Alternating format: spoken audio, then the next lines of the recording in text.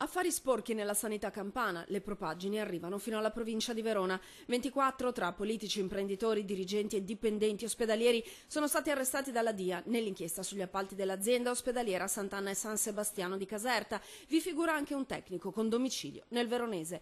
Ancora una volta un'indagine, stavolta condotta dalla Direzione Distrettuale Antimafia di Napoli, che alimenta i timori crescenti per le infiltrazioni delle mafie in Veneto.